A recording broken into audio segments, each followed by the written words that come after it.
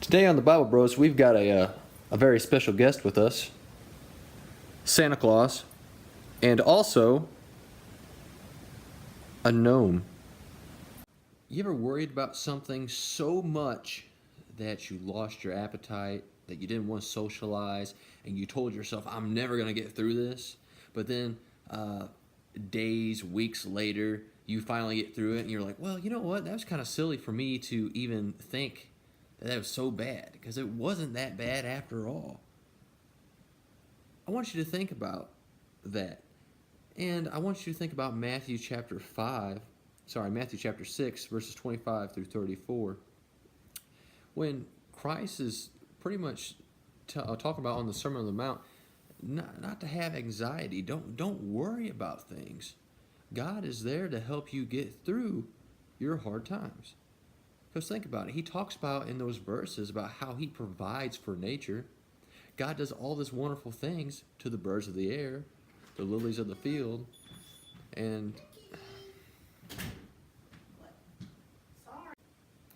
so back to where we were.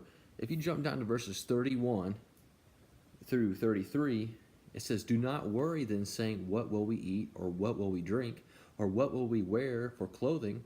For the Gentiles eagerly seek all these things, for your heavenly Father knows that you need all these things.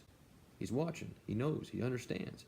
But Christ says in verse 33, though, but seek first his kingdom and his righteousness, and all these things will be added to you. So how can you continue to trust in God, even though these things are seeming so bad, they're so overwhelming, that you just don't know what to do? Well, you got to continue to have faith in God. You got to continue to strive to follow him, to obey his will. And he will provide for you. Think about Paul, the Apostle Paul. You look at 2 Corinthians chapter 11, and you read all the things that he went through for the sake of Christ, just to preach the gospel. You read that and you're like, dude, you should be dead. You shouldn't be living at all.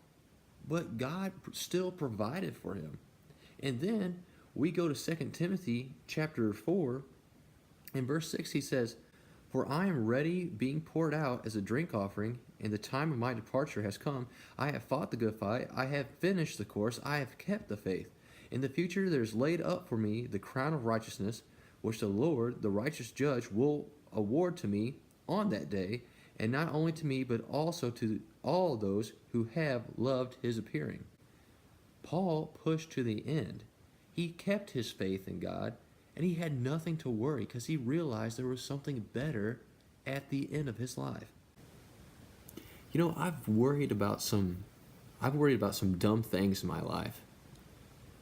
But there's 3 dudes in the Bible that had the opportunity to actually be seriously worrying about their life.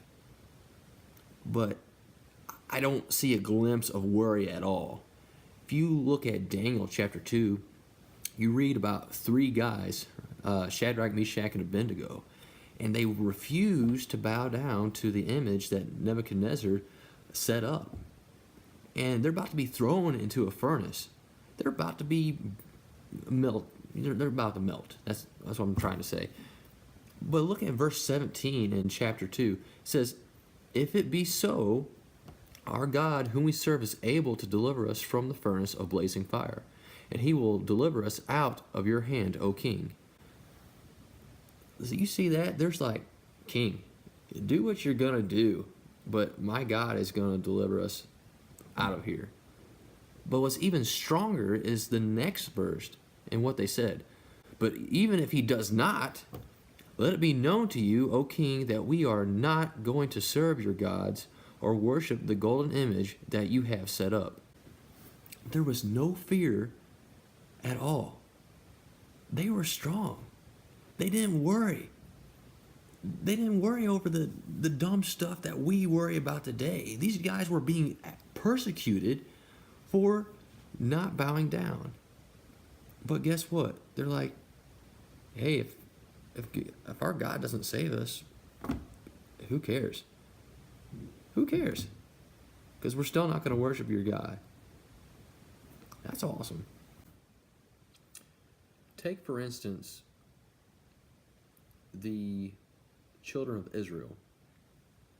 As soon as they were led out of captivity, God continuously provided for them. He gave them food, gave them water, gave them shade, and he would continue. And then when they started sinning and they started doing things their own way, that is when things started to crumble.